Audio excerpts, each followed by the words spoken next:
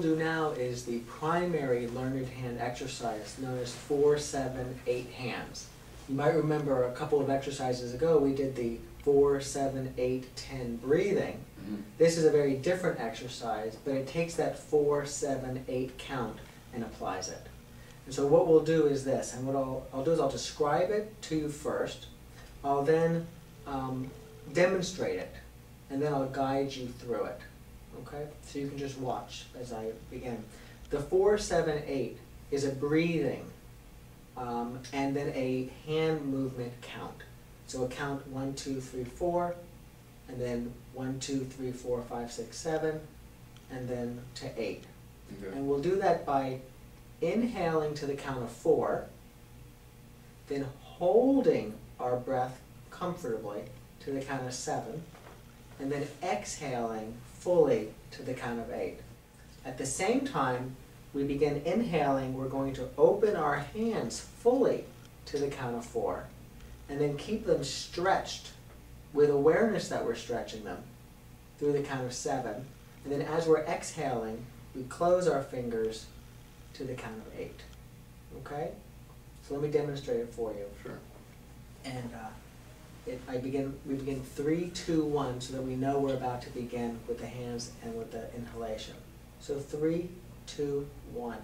Inhale and open. 2, 3, 4. Stretch and hold your breath. 2, 3, 4, 5, 6, 7. Exhale and close your fingers. 2, 3, 4, 5, 6, 7, 8. And we'll do that twice. So when we say 8, I'll begin again. Inhale and open the fingers. Okay? Okay.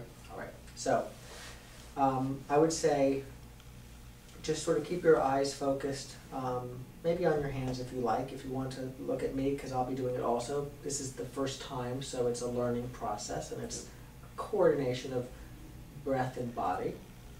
So we begin with our hands slightly clenched, just a little bit. And the idea here, Michael, is to be aware of what we're doing. So if it's just sort of like this, we might not really have to hold our attention there. And if it's too tight, then we might be overly engaged in that. So it's just sort of a gentle holding of the palm closed.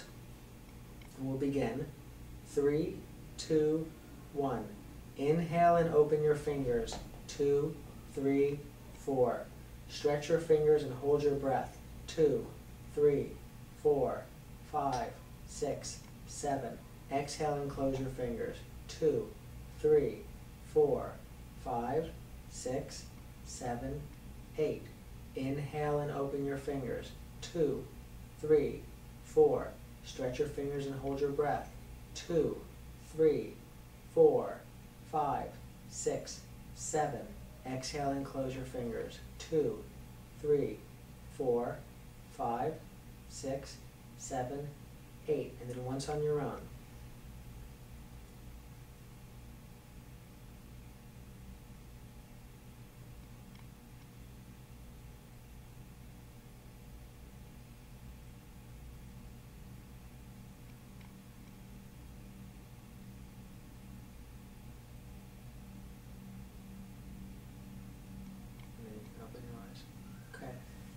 So what was that exercise like?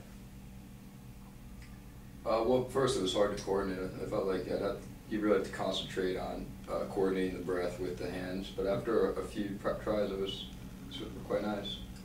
Okay. And the 4, 7, 8 is used because as a breathing exercise, it goes back quite a long time and has been found to be very helpful in dealing with anxiety and panic in some real serious cases. In some instances, some physicians will actually say to people who suffer from, say, panic attacks, do this on a regular basis, and it seems to be as effective in many cases at dealing with it as medication might be. Mm-hmm. So I say that for 2 reasons. One, there might really be something to be found in this for day-to-day use as it relates to sort of just dealing with life stuff, even the simpler stuff, not necessarily always the bigger stuff.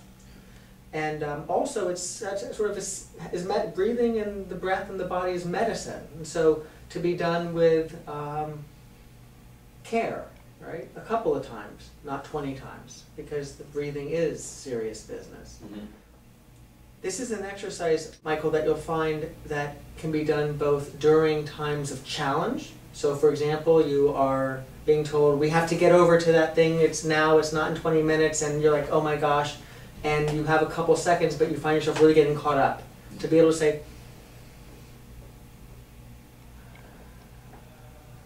can really sort of be like, ah, I'm getting caught in this. Let me do one of the exercises to just sort of give me a moment of, and what happens is, which is really interesting, is that the mind is in that moment trapped in some habitual, conditioned way of getting anxious.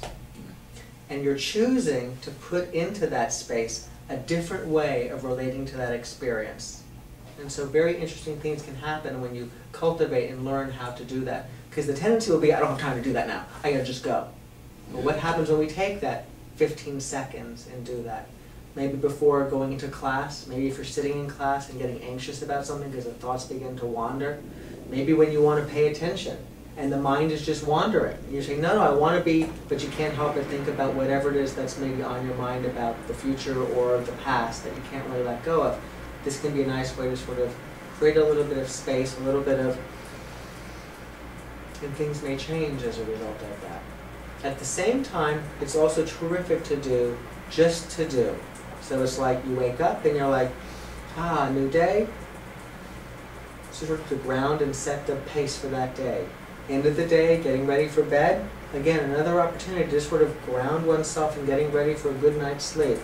And on those rare occasions where you might wake up at 3 o'clock in the morning with a racing mind, not sure what to do, which can happen from time to time, again, it could be an opportunity in that moment of challenge to, and not to expect it's going to fix anything.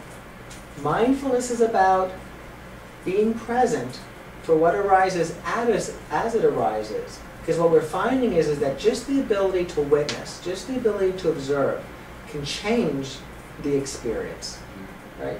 Ease it a little bit, create more of a openness to that experience. Okay?